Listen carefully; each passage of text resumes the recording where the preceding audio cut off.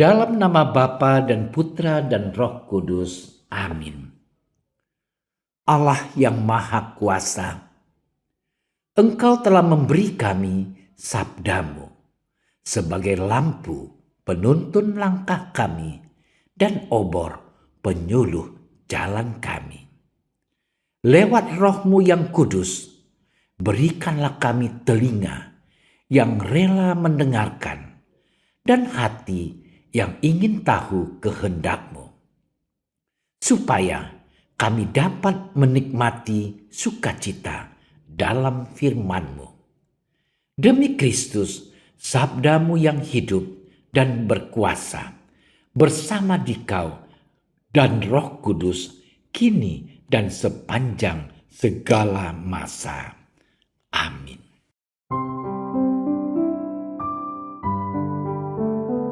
Pada suatu hari, ketika Yesus masih berbicara, berserulah seorang perempuan dari antara orang banyak dan berkata kepadanya, "Berbahagialah ibu yang telah mengandung engkau dan susu yang telah menyusui engkau."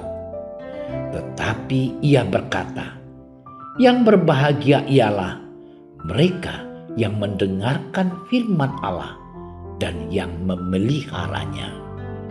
Demikianlah sabda Tuhan. Saudara-saudariku yang terkasih dalam Tuhan kita Yesus Kristus, setiap orang pasti mendambakan kebahagiaan dalam dirinya. Ada berbagai macam cara yang digunakan manusia untuk mencapai kebahagiaan itu. Salah satunya adalah dengan bekerja dengan giat untuk mencapai kebahagiaan tersebut. Ada yang beranggapan bahwa ketika hidupnya sudah berkecukupan, pastilah ia akan bahagia. Akan tetapi, pernahkah kita bertanya dalam diri kita masing-masing, apakah dengan hidup berkecukupan kita pasti akan bahagia? Namun ada juga yang mengatakan bahwa segala materi yang kita miliki belum tentu membuat hidup kita bahagia. Sebab materi atau kekayaan itu sifatnya hanya sementara saja. Saudara-saudariku yang terkasih dalam Tuhan kita Yesus Kristus, bacaan Injil hari ini mengisahkan tentang siapa yang berbahagia. Dalam bacaan Injil, Yesus mengatakan bahwa yang berbahagia ialah mereka yang mendengarkan firman Allah dan yang memeliharanya. Perkataan Yesus ini dilatar belakangi oleh seorang perempuan yang berkata demikian, "Berbahagialah ibu yang telah mengandung engkau dan susu yang telah menyusui engkau."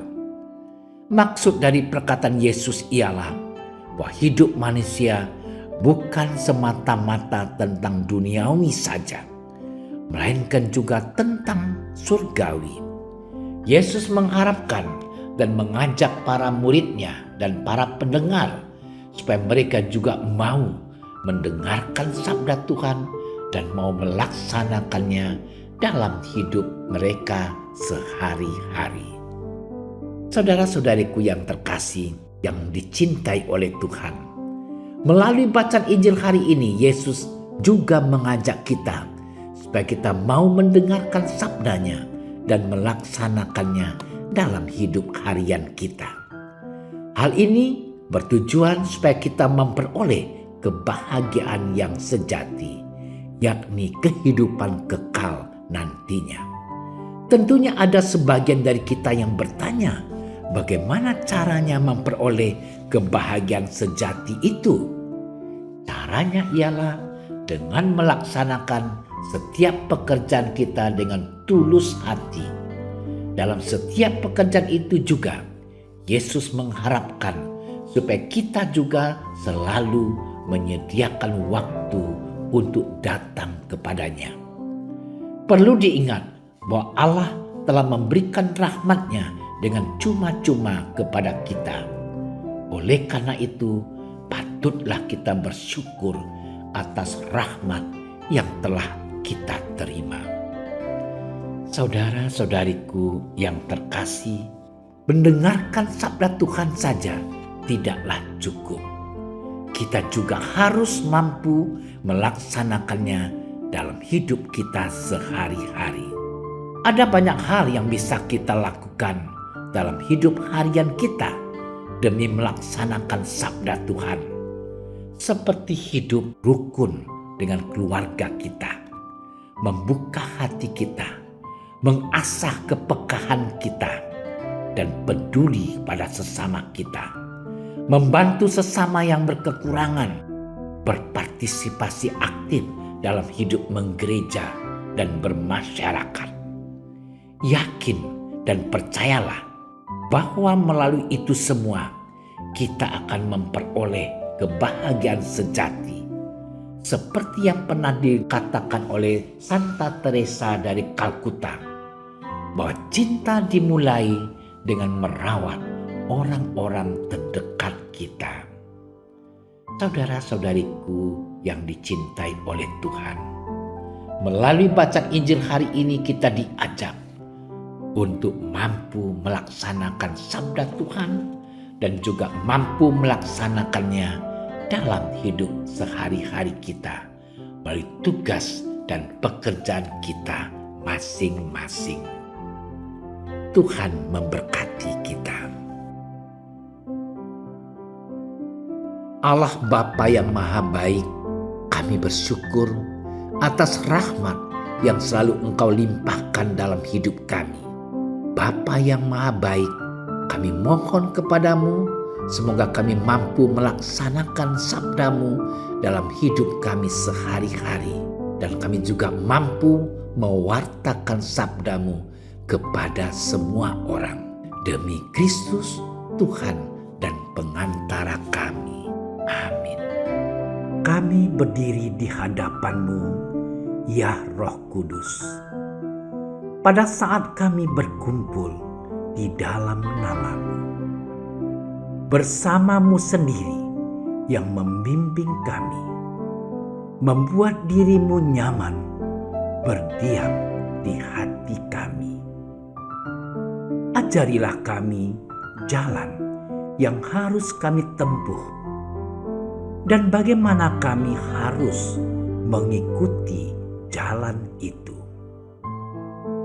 Kami lemah dan berdosa. Jangan biarkan kami mendukung kekacauan. Jangan biarkan kebodohan menuntun kami ke jalan yang salah. Jangan pula keberpihakan mempengaruhi tindakan-tindakan kami.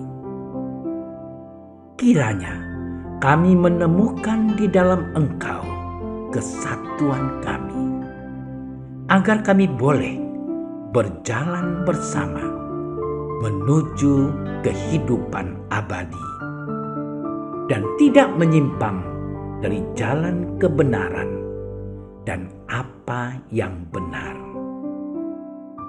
Semua ini kami mohon kepadamu yang berkarya di setiap tempat dan waktu dalam persekutuan dengan Bapa dan Putra untuk selama-lamanya.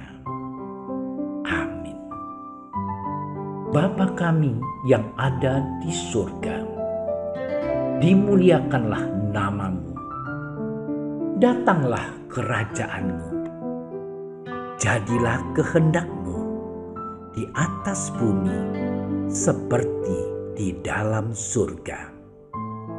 Berilah kami rezeki pada hari ini, dan ampunilah kesalahan kami, seperti kami pun mengampuni yang bersalah kepada kami.